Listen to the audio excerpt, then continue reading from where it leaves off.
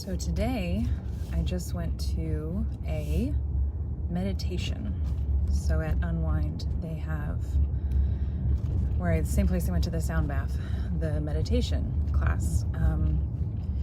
And so I believe she owns the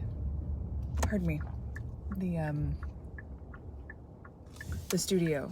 Lori, I think is her name. She was leading it.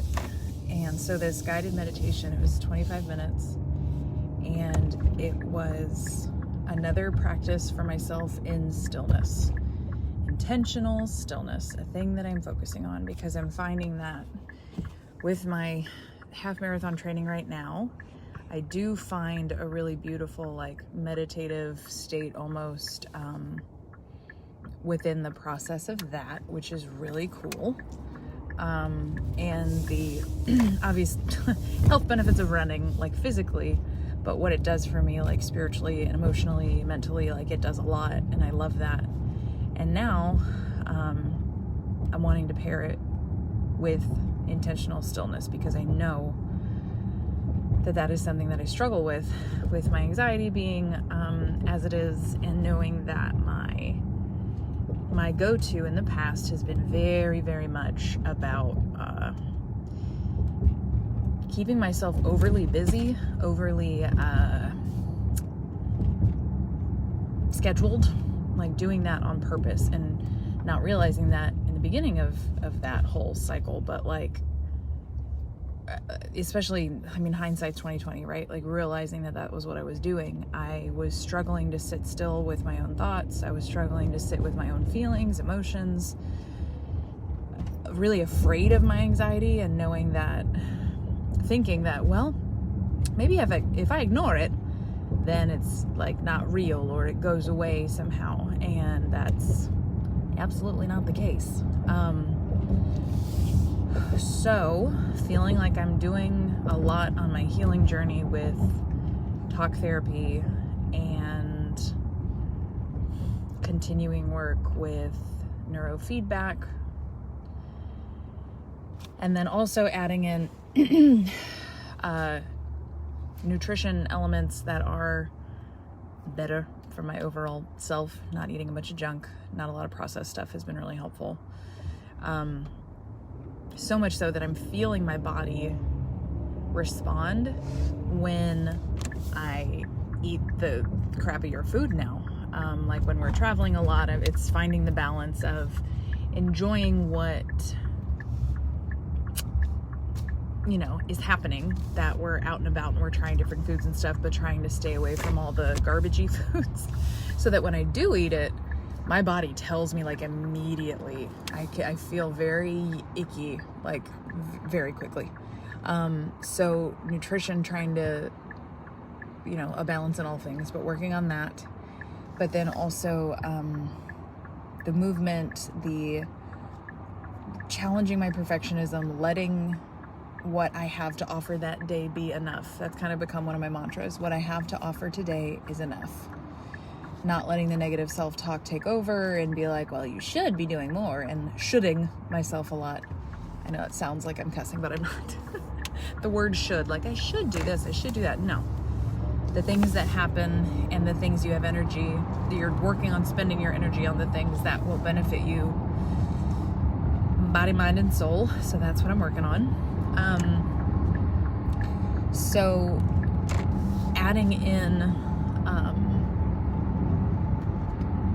the self-compassion elements in all of these things, in all these facets, but between the sound bath and then what I just did today for the first time was an in-person guided meditation. I have some meditation apps. My go-to is to play them while I'm driving, because I do a lot of driving, coming in and out of Houston to do many appointments for things like neurofeedback and cranial sacral massage. That is something else that I have been adding in. My physical being, I get a lot of massages, and I do foam rolling. So these are the physical things that I'm trying to do to alleviate some of the stress, anxiety, and tension that my muscles have accumulated, right? And it is beneficial. Those are all good, beneficial things. However,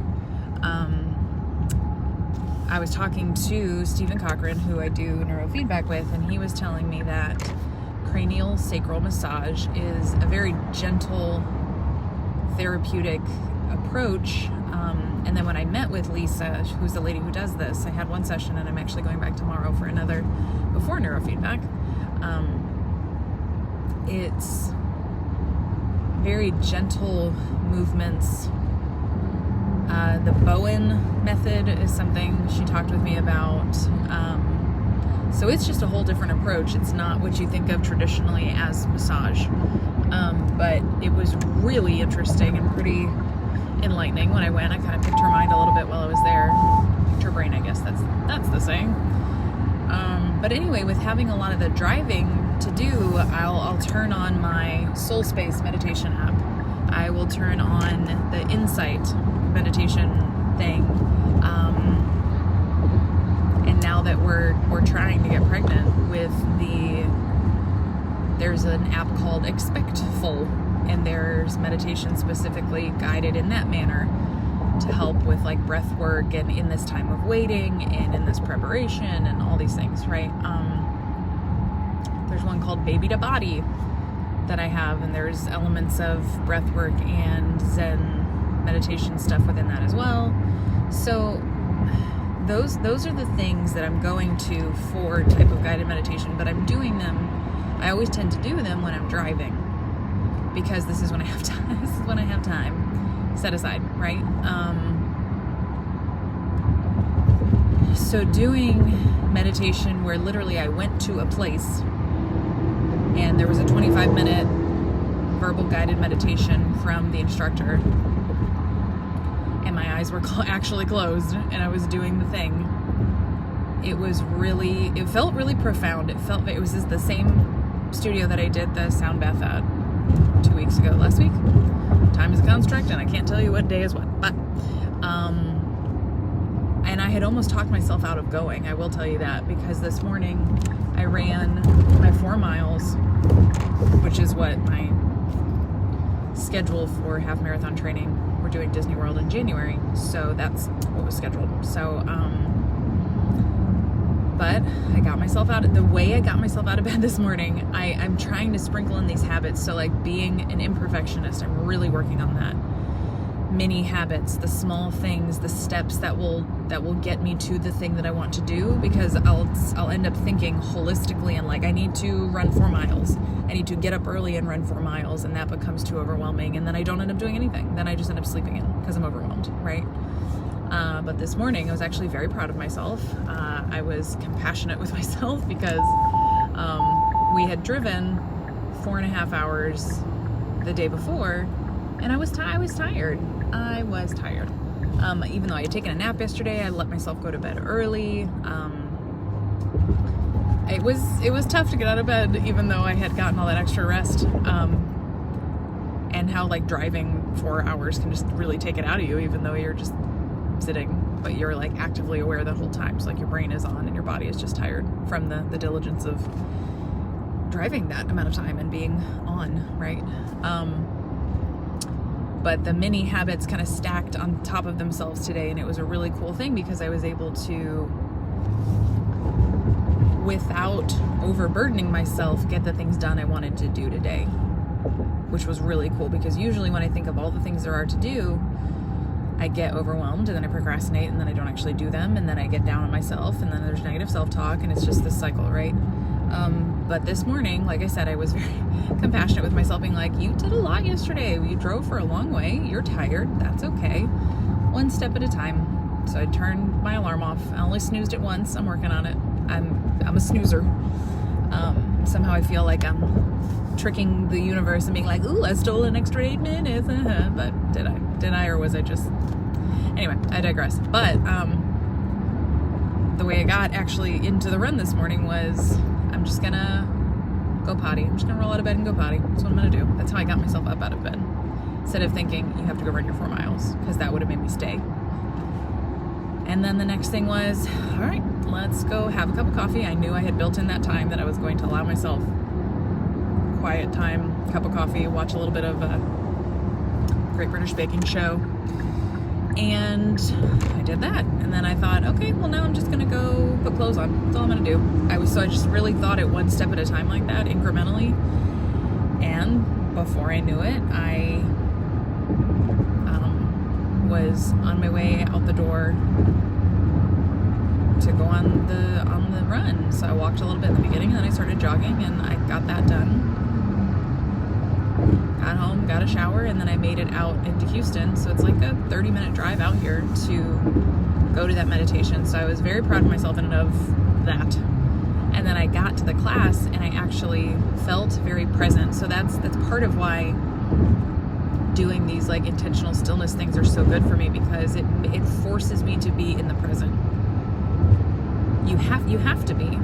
If you let your mind wander too much into the present, too much into the future or into the past, that's where you get kind of anxiety within that sitting still. So she had me sit on this bench. It's this tiny little, looks like a stool that's slightly slanted and has a little pillow on it.